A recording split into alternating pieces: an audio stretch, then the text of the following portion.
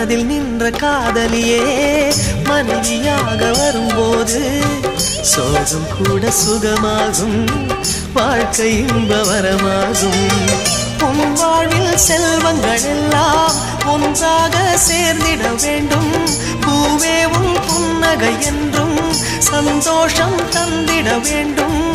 ஆசை காதல் கைகளில் சேர்ந்தால் வாழ்வே சொர்க்கம் ஆகுமே.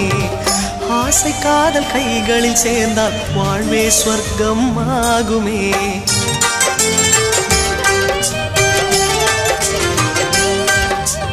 ஆனந்தம் ஆனந்தம் பாடும் மனமாசையில் ஊஞ்சலில் ஆடும்.